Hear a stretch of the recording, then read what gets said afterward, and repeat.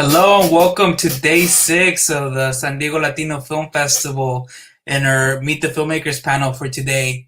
As you might have already been familiar with, we've been doing these Meet the Filmmakers panel at the top of each day to kind of get you to hear from filmmakers who are playing their films today before you actually have a chance to watch them. This is not going to be their Q&A. This is more of a more casual talk on filmmaking, maybe their process, and stuff like that. But you're also welcome to jump in and ask any questions at any time through our Facebook or YouTube channels. All right, let me bring them in really quickly. We have Miguel and Jasmine joining us today. How are you doing today? Good. Pretty good. Awesome. Thank you for joining us. Really quickly, why didn't you give the audience a quick like log line of your film? Well, the name. Well, I think you have your name written down, but also what it's about. Go ahead, Jessica. So our film is the story of a girl who is she's working in the US, and her story, how it impacts the war and her journey and like what she does with that challenge. My film is inspired by an article that I read about a guy who a father, an undocumented father in Michigan, who was given 2 weeks to say goodbye to his family. And when I read that article, I started imagining what does their last morning look like. And so I kind of took creative freedom and decided to see what is the last, few hours look like. And so that's what I did. It's about a Mexican father saying goodbye to his family on the last day, on the last morning together. And both of your films are playing in the Migrant Voices Film Challenge, correct? For those who aren't aware what Migrant Voices Film Challenge is, it's a film competition sponsored by the Union Tribune, San Diego, where this year's prompt was films that have to do with the migrant experience and kind of how they've been affected by COVID. It's open for documentary narrative, so that one's gonna be playing today at 7 p.m. Thank you. 7 p.m. So for anybody that's interested in checking it out, it's gonna be some great stuff. Okay, so first, we'll kind of backtrack a little, and why don't you both tell us a little bit of what kind of creative things you've done during COVID, or maybe you haven't done during COVID. What kind of, maybe you try to step away from filmmaking for a second, but how has the pandemic affected your creativity? If you want to start, Miguel, and then we'll go to Jasmine. Sure. Well, in the beginning, it was kind of like shock and awe. It's like I got all these projects, and then nothing happened. And I'm like, oh my god, what am I gonna do? So the first month or two, we were trying to figure things out with my family, just getting finances and the house, todo eso, Then eventually, as time went on, we realized that this pandemic ain't going anywhere. So I was like, well, I gotta take advantage of the time, and so I dedicated myself to writing. Mm-hmm. So I've written a script, a pilot. I'm in the process of writing a second script as well. Like I'll be done hopefully by the end of this week. So I've just been doing a lot of writing, a lot of reading, a lot of the things that I've been wanting to do for a while, but because of production schedules and like shoots and all that stuff. So I was like, you know what? I'm probably never gonna have this time again. This like almost a whole year just to myself, or even more, just to like be reading and writing and research. I'm like, let's take advantage of it. So that's what I've been doing. Just been writing, shooting here and there when I can, but mostly just sticking to writing because that's, I don't need to get hired for that. Of course we want to get hired for that, but like, I could do it in my room. I don't have to go anywhere specific. So the writing has been a blessing, and I'm new to screenwriting, so I've been writing for about 3 years now. So I've just been, trying to hone my skill. So when hopefully we go back to whatever normal it is, all right, I got 5 projects ready to go. Which one can we do? Which one can I pitch? Who can I pitch it to? So it's not like, okay, we're out, then I'm going to write something. Like, no, I have something already written. Yeah, listo, let's go. Awesome, thank you. How about you, Jasmine? Yeah, let's go. Just like Miguel was saying, this is pretty much a lot of time, a lot of just space. You don't need to go anywhere. So we actually I work with a crew and another team, and so we had to halt our productions. And we did a lot of writing. We wrote a Latino-based family sitcom. So we wrote like a whole TV pilot. We wrote 5 episodes for the sitcom. We did a couple films for the quarantine challenge. We had a couple films screened on KPBS. Just like, actually, the pandemic was actually more like creative than other years. We had a lot of time to really foster that creativity. I think it was a creative year, for me at least. Yeah. Same here. It's you have to be creative, and so when you are kind of pressed against the wall, you got to figure out quick, troubleshoot everything. All right, I don't have access to this, and that, but what can I do, or what can my friend do, or maybe you got to put 10 hats on, to get projects done. But it was a busy year, just like Jasmine said. It was and it's still kind of busy, but it's been a blessing because I have my health, and I'm blessed to still be creating art, Yeah, I guess it's like a writer's dream, right? Almost just kind of like be holed up and have nothing that can distract you from the outside. I mean, I guess you have like a TV, but like you're holed up no matter what. Okay, we have a question here from Magdalena Chavez. She says, the pandemic has had an impact once everything, including films, and an impact at once. I think we are seeing a lot of movies about pandemics and the experience of living through it. Do you plan on using the pandemic as inspiration, or are you planning to create anything related to your experience of living through it? I mean, it's hard not to be inspired by the pandemic, you know. So I mean, I see two ways of going about it. One, you talk about it face on about like how our communities are being affected by it, right? From workers to all kinds of people being affected to it. To maybe using it as kind of like genre, or like this virus comes from an alien life force, whatever, and then how it's affecting people, and you can use some of the footage that we've seen on TV about the pandemic, and and mix it up like that. So there's genre based approach to this, or there's one like straight on, like true story kind of approach. So it could be either one. I haven't really thought of the genre one, but the more true one, yeah, because I see it around me, so it's hard not to be inspired by what's going on. Great point. I actually just finished this weekend also the premiere of a devised theater piece that I was part of in college. So we did, this was called Dear 2020. So it was kind of more of like a mini vlog series about 17 people's experience in the pandemic, just how just raw footage of like what they went through, how they felt, poems, short sketches, and it really spoke, because it was really like the raw experience of living the pandemic, which I had a lot of fun. It's just really great, and it's on YouTube. I think the pandemic does, definitely influence everybody. It has touched everybody in so many ways that, why not communicate that through art?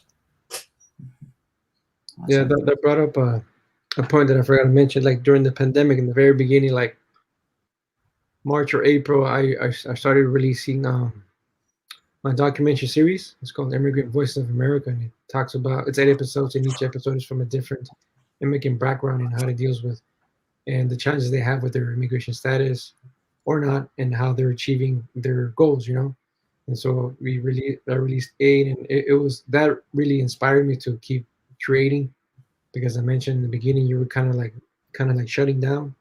And when I released these films, people are like, "Oh my God, this is amazing! Thank you for sharing it. I'm not the only one." I was like, "Okay, cool." It's like a little pick me up. Like, okay, cool, let's keep going. It sounds great. I'm interested to check it out. But yeah, I guess I could put it here in this chat thing.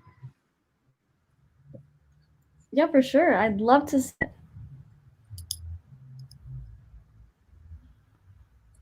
So you had already made these before the pandemic, right? Yeah, I raised the money in 2018. Yeah, and then I think in a year and a half I got it all done. So I shot it and I edited in about a year and a half or so. And the idea was I was trying to get it done as soon as possible, because during the Trump presidency, every freaking week the rules were changing. So but I hated to be at the very end where I release my film and it's already like irrelevant, So I was trying to get it done as fast as possible, and I was grateful. Oh, thank you. I was grateful that I got it during the pandemic when everything was still going on, and hopefully influenced the conversation about immigration, And from that series came the idea of this short that's in the film festival at the same time as I was reading that article. So I was like, let's just keep going. Yeah, for anybody who wants to check it out, we put the website in the bottom. So wow, thank you. So we actually, the festival is one of our biggest fundraisers for our youth media programs. So a big chunk of our audience is youth, teenagers, children who are interested in filmmaking. So we like to ask, what is a tip that you would give them about filmmaking that you've learned the hard way, or that someone gave you, beforehand, or maybe something you wish that somebody would have told you. So any tips or something like that? Yeah. I would just say get out there and like film. Like, you know, a lot of the times nobody told me that I was actually like studying bachelor's. that's what I would say. Like, you know what? Out there and film and start editing on your phone, start editing on your computer. A lot of editing platforms, like once you learn like, the basics, you can transfer it to more professional platforms. Just shoot stuff that you like, you know, with the lighting. I think that's the best way to learn. And then just evolve and create, you know, craft, and like all of a sudden you get a taste of what kind of story you want to tell. Absolutely. Just what Jasmine was saying, just the biggest thing is just do it. Like film with your phone. My friend did a feature on his phone and he ran into a bunch of film festivals, you know. It's just, yeah, shoot what you want to see, write stories that you want to read and watch. I'm a very lucky person. I was 5 years old when I realized I wanted to be a filmmaker. You know, I watched my first movie and I was, oh, I want to do that. And then in high school, actually, I was part of a group in here in the San Fernando Valley near Los Angeles, where it was run by students and some teachers that we taught each other filmmaking. And so for every we made movies every year, and we celebrated each other's work through a film festival we ran for 9 years every summer here in the community. And so I see a bunch of raza and a bunch of people from all over the world come and see our work. So I mean, talking about getting your ego boosted, feeling good, always like, oh my God, this can actually happen. Self-esteem, you know, make yourself raise your self-esteem. And I was like, okay, cool, this is what I want to do. And so I just went and just kept making movies. Like, I didn't go to film school, you know, I learned by doing. Everything I learned by doing, good and bad, and all the mistakes that I made. This is the way to learn. It's just by constantly doing projects. If you mess up, don't worry about it. Fix it on the next one. Fix it on the next one. Make it better. Make it better. Make it better. And that's kind of how it is. You know, filmmaking is a craft that we're lucky that you learn by doing. You know, you don't necessarily need a degree for that, although I'm sure it helps. But you know, I didn't go to film school, and I just went ahead and started making films. And I've been blessed that I still have that fire in me that wants to keep telling stories. Yeah, and I don't know if you might agree with this, Miguel, but most of the process is troubleshooting.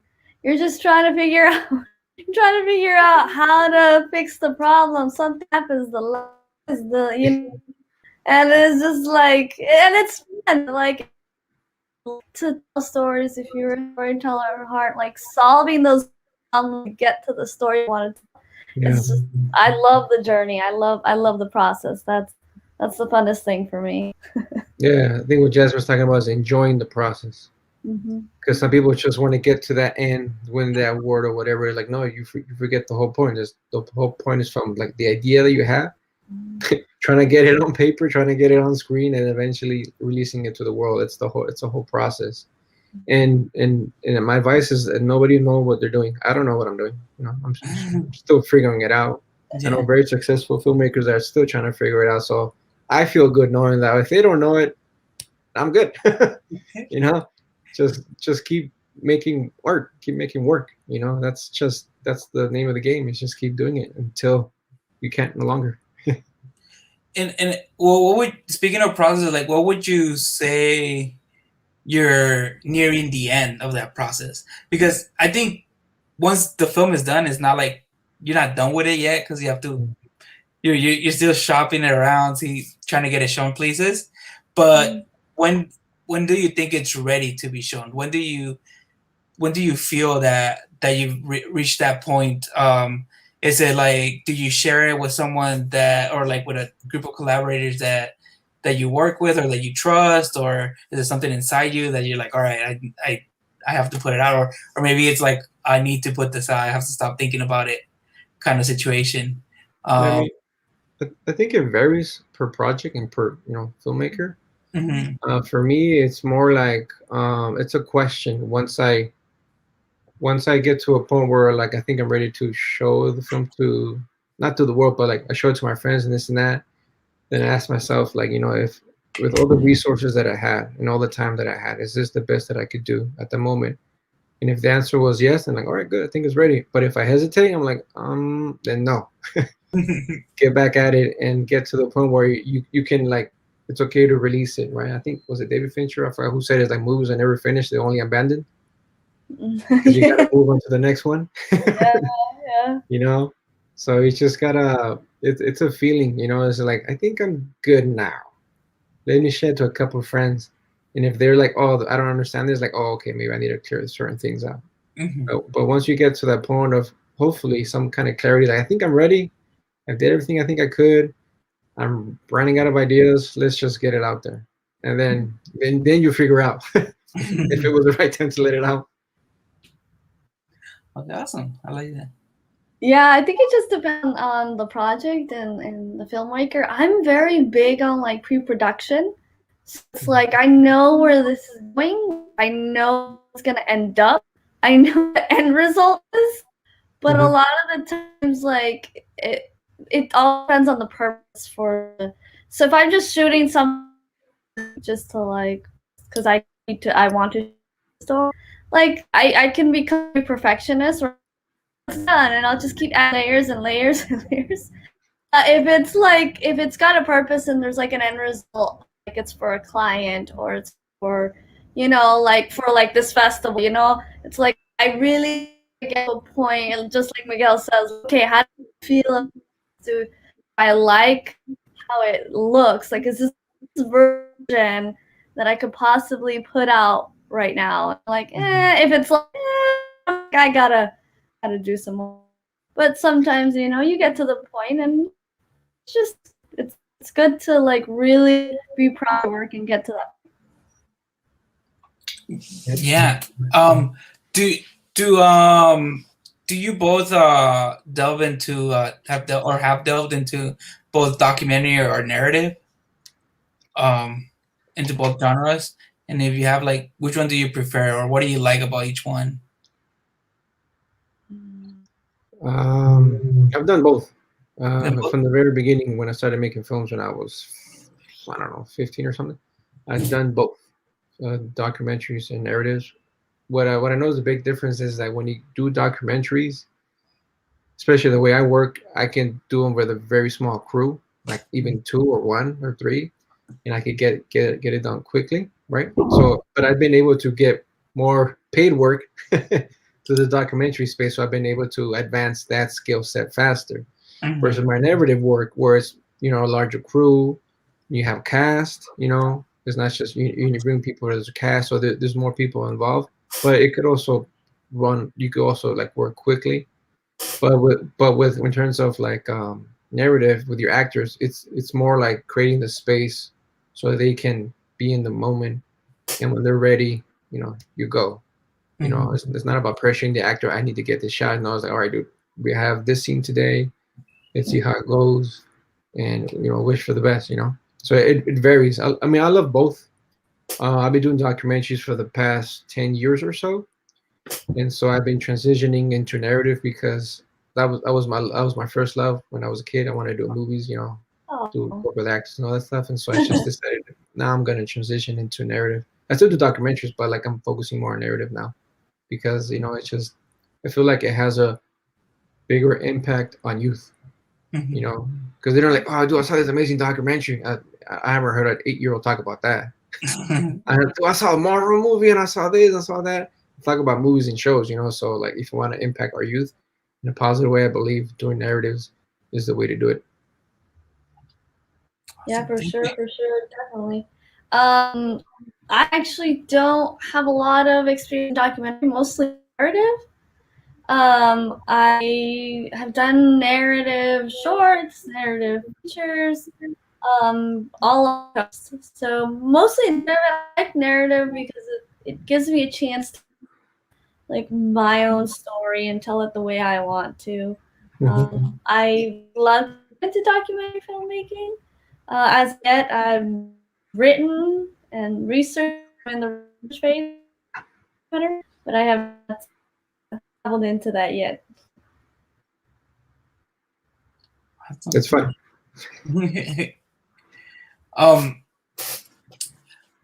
what was what has been like some of the more challenging things you've encountered while making films? Just like, is it like people or is Everything. it I don't know, Miguel. If you want to equipment? there's a lot You have to to come. you don't have to say names. Challenges like everything. I mean, the Yeah. whole film is a big challenge. You know, the whole film is troubleshooting. You know, Mhm. you have this idea in your head, like, cool, I'm gonna make it look cool. Oh wait, but I don't. How am I gonna write? How do I get the right words in the screenplay? And then how does the actor interpret it? And how could I make the visual look cool or whatever sort of, you know, the whole thing is one big challenge, right? I don't like to use word problem because it's too negative. So I say challenge because it invites an opportunity to seek Mhm. something, you know. And so, I mean, the whole thing is challenging, but like, I mean, financing is always the hardest for any filmmaker. Having someone to believe in your idea and be like, oh yeah, here's a couple G's to get it done, or millions, you know, is like it's a big leap of faith. But of course, financing is always hard. And then what I found for me is um, in the documentary space, gaining access to people, like people opening up to you, especially if you don't have that personal rapport already. Like I like because I a couple years ago I did a lot of commercials, like documentary style commercials for mom and pop shops, like 400, not kidding. And like I made them that day, so I learned shorthand to build rapport like within 15-20 seconds of meeting them, and it's through humor. Make them Nice. feel comfortable, make them laugh, like, what's up, brother, how you doing, you know, just making them, you know, like, because everyone's like this, you know, almost like blocking themselves, like, who are you, I don't know you. And so you got to bring that guard down. And so I've used humor to help me gain insight to people and just make them feel comfortable. When they're comfortable, that's when the beauty comes out, you know. Mhm. And And so who when doesn't love to laugh? huh? And who doesn't love to laugh? Yeah. And so I realized humor is the best way to get in, but it's again is people like if you don't know them trusting you, you know, and that takes time, you know. Like I'm the same way. Like it takes me a while to trust somebody to be open up to them. So I expect the same from other people. So I try to be open to them and let them know this is what I'm doing, this is what I'm trying to do. What's your ideas? What are you thinking? This is a collaborative. It's not just me. I'm not a dictator on the set. You know, like I have this idea. How can we make it better? You know, so it's just a matter of like trusting the people. And of course, there's always divas in cast and crew, you know? Yeah. And so you try to put them aside and just have a conversation and try to understand where is this really coming from? Is it from just insecurities, or did something happen back home and they're channeling it through right now? So it's just like a lot of this is just kind of like catering to people, Mhm. you know, and just saying, hey man, this is a safe space. Be you and just make some dope shit. Oh, sorry, some dope art. Yeah, for sure, for sure. Like when you that question, I was like, ooh, I don't know, like how much time do you have? Like, I'm Yeah. just there's so much going on. Yeah, I agree. Like, you know, a lot of challenges. I think that as a female filmmaker, the hardest challenge for me is kind of along the same lines that Miguel was saying, like creating that rapport, but like as a female producer and a female director, it's really challenging to walk into like a new crew or like, you know, a new film set 100%. and have everybody understand you're the producer. One of the biggest challenges that I had was I was a producer on a set, and the crew there was resistant to take direction from women. And I thought that was so odd. And like it's 2019, 2020, like creators were all, and I think that was really hard for me. Like, if anything, that's probably advice. I think that's the biggest challenge for me as a female maker. Like how to really bring that team spirit, collaborative spirit, and Yeah. tell everybody that it's okay. Take art together. Oh, so that's really a challenge incorporating into like higher roles like director, producer as a female. Yeah, I agree 100% with that. Like, I haven't experienced it, right? But my female friends who are producer directors, they told me, dude, I went on set last week and the DP didn't want to shoot it the way I wanted to, or was talking back, or didn't take my direction. I was like, whoa. So I heard it, through my friends. And so I'm privileged in that way because, I was born as a male, and so I understand the gender inequalities are huge in our industry, unfortunately. So for those of us who are allies, I try to open the door as much as I can to collaborators of all genders and types and colors and creeds. I'm like, all right, dude, let's make something dope, Yeah, because at the end of the day, that's what it's about. It's about Yeah, making it's something. the story that we're trying to Yeah. make. But like as I mentioned before, we got egos, man. Especially in our industry, egos. They feel like they're the Burger King. You know what I'm saying? Like, what am I going to take direction from this, skinny, female? Like, what does Yeah. she know?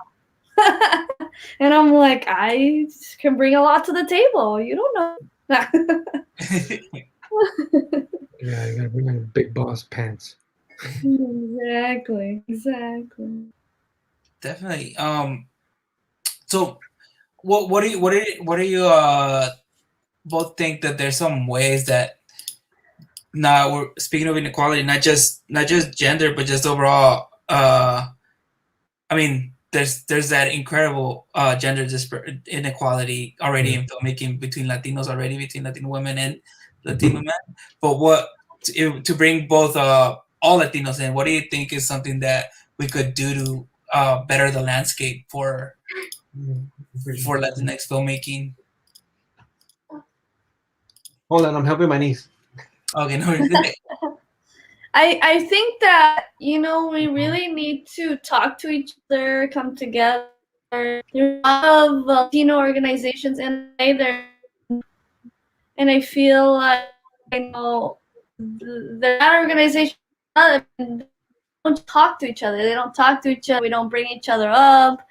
A lot of times I go to a lot of panels or like conferences, and like the higher executives are like, yeah, just like, things to my office, but like you just disconnect. It's like, yeah, you want to, but then there's not really that openness platform to like really, bring ambassadors or apprenticeships. I think we'll just together we can communicate and like really bring each other up. I think that's what it really takes. Be to bring a fellow Latino, fellow Latina, like, hey, there's this festival. Hey, you want to participate? Hey, do this. I think that's what it takes, and I'd like to see more of that for sure. Sorry, can you repeat the question? Because my niece was helping me. I was helping her take off her sweater. Yeah. So just kind of what are some things that you think we could do to like better the landscape for Latinx filmmakers for the better? Just Oh man, that's a big question. So many answers. At the top, we need Latino executives, right? That can greenlight projects. Still, unfortunately, a lot of the big wigs are older white dudes. And of course, they clump all Latinos under one, we're either Mexican or we're immigrants, right? And it's diverse and it's huge. It's like over 20 countries, The other one is kind of what Jasmine was saying is like I have a story. A couple of years ago, I met this DP, this Latino DP I was helping him out, and he was really nice. And he's like, Miguel, you didn't ask for advice, but I'm gonna give it to you anyway. When you come up with people, because if it's just you, it's one Latino, and the big dogs are not gonna give you that director of photography gig. They're gonna give you the camera operator job. They're not gonna give you the director. They're gonna give you the assistant director job. So when you come up with your crew, your director, your producer, your writer, your editor, all this stuff, right? So when you break in, guess what? It's 5 of you versus 1. And those 5, hopefully, bring someone along with them. So now we have 10 people breaking in, right? Mhm. And so it's, I mean, like I heard Lena Waithe the other day, like our industry, especially for people of color, it's a vouching system. You have to vouch for someone, right? Like, oh, I know Jasmine, she's dope, hire her. There you go. Someone vouch for her. Hopefully she gets the higher paying gig, right? But if no one vouches for you, it's still very hard. And for the Latinos who are like our celebrities, those who are high up there, the work is so few for them as well that they're afraid that we, the younger youth, will come and take it away. And like, no, we're not gonna take your jobs away. We're gonna create more, right? And so it's a misconception. It's also based on, you know, lack of opportunity, lack of actual jobs. That if we bring this youngster with these individuals who have quote unquote all this energy and ideas, that they're gonna take it away. Where in reality, they're like, no, we can write a dope ass role and hire you to be in it, you know. And so it's sad, you know, and it's not just us, but a lot of people do it too, because once you get certain fame and notoriety like that, that affects you, you know. And so it's a mixed bag, you know. We need people on the top to greenlight our projects. We need those of us who are coming up to come up with people to break in, not just one, but like many, right? So that's one way. And then the other one is just like for the high schools, just keep making work. You know, that I'm gonna say, oh, I want to be a filmmaker, but where's your work? What do you have to show? Oh, I want to write this amazing script, but where is it? You know, I'd rather read a script. I'd rather read 5 scripts of someone trying to get better versus one script that they wrote like 10 years ago. Yeah. You know, like we want to see your progression. Like how you, like I have so many projects. Some of them are terrible. Some of them okay. You know, but I have I have years of work to show that I've been at this game for a long time, my craft, to show that I'm serious about what I want to do, you know. And that's kind of how it is, you know. You gotta, when you get that chance, you gotta be ready, man. You gotta have your work ready, you know. All kinds of work that you want to do, you know, or get the job that you're able to get. So it's like it's so much. It's a heavy question. Yeah. Yeah. There's so many different aspects, like you mentioned, right? That need fixing. Yeah. So we're actually gonna hit the 40-minute mark, but before we end this, I want to ask one last question. I'm guessing both of you have had chance to watch a lot of films during the last year. So Yeah. I wanted to ask really quickly, which one is the one film that you watched in the past year that you kept thinking about over and over? That's hard. Maybe one that maybe you were one day washing the dishes and you started thinking about it again. You hadn't thought about it for a month, something like that. Let me look at my cues. Oh, Man, that's hard. I know. I was like, which go back. Yeah. That's gonna take a while. Yeah, I was like, I think Miguel and I are on the same boat. It's gonna take a bit. I mean, all I can think of is the most recent stuff, like Queen's Gambit, the series. The one with Judas and the Black Messiah. Is that what it's called? Oh, okay, yeah, Judas and the Black Messiah. I think so. Yeah. All right, I seen that. It's just, man. Hold on, I gotta cancel out. Yeah, I forgot most of them. It's been such a crazy busy year. Yeah. The series that had really improved for a while. I don't know if you've heard of Dark. I heard. Is it a German one?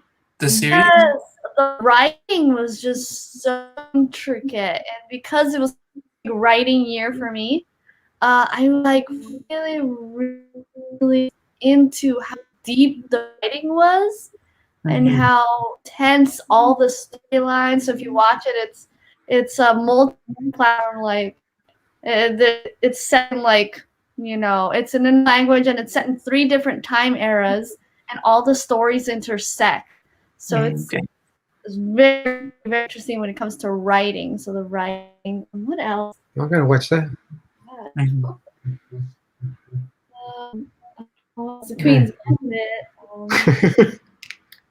I can't think. I've seen so many. I'm trying to remember. Yeah, I'm trying to figure out what. What about you, Juan? Help us out. Yeah. Like that. Now I'm asking the questions here, guys. Something else. I can't remember anything. And I'm like, what did I like? Yeah. Jeez. There was another thing on Amazon Prime. Wayne, I think it was. I also do online and production design, so there's a series on Amazon Prime called Wayne. Mm-hmm. And just art direction, the props, the colors, the cinematography. It's kind of shot in a way of like what's that one? Daredevil, I think it was. Like in a narrating camera. I don't know. But it's really good. It's like Dude, Where's My Car? But like a modern version. Like modern version. Modern version, so it's cool. Yeah, I've been watching more like series because I was writing a pilot, and so I was watching more series. Like I finally saw all of the seasons of Insecure, and then I got into Rami. It was really great. And then I got into Hulu Pen 15. Okay. About middle school. Because my script right now has to deal with this middle school kid who discovers the movies as a 12-year-old, and so I'm trying to mentally go back to the late 90s for me. Nice. And trying to remember what it looked like, and I'm like, oh my god, that AOL. Yeah. And so I'm just like been watching that, and then just looking at my old photos of the girls will give me, and then the weird crying out smile back later with their lip outlines and their long hair and the bangs. And so I was like, oh my god, flashbacks. So I'm using that as inspiration for the script that I'm writing. That's funny. Yeah. Oh, it was I thought of the series I was thinking of. I couldn't remember the name. It was I May Destroy You. Oh yeah, that was fantastic. That was really good. HBO. That was the one series I think that I kept thinking about myself. But yeah, well, thank you so much for joining us for the Meet the Filmmakers. Again, Miguel and Jasmine's shorts will be played at the Migrant Voices Film Challenge screening today at 7 p.m. So if you haven't purchased your tickets, make sure you do. They'll be available for 4 hours after. So if you can't make it at 7, then you can still watch them for another 4 hours after that. Do you all have any final comments before? I have a question. Bye to everybody. After the screenings at 7, at 8 is the Q&A. Mm-hmm. Okay. Yeah. So will you both be participating in the Q&A? I will. Yeah. Yeah. Is it a separate link or? It's gonna be a separate link. Yeah. Well, I'll let you know right now. But hey, but yeah. Again, if you're all welcome to check it out at 7 p.m. today, and then they'll have a Q&A also at 8 p.m. And then we have one final comment. It says, Teresa Suarez Grosso says, wish I could hear this all, but I have to go to a table read. Best wishes to you all. Oh, yeah, she was in our film. Thank you so much, Juan. Thank you so much Thank you, brother. It's really great sharing the screen with you, Miguel. Yeah, likewise, sharing the screen with both of you. I look forward to seeing the films today. Awesome. Thank you. Bye, everybody. Bye.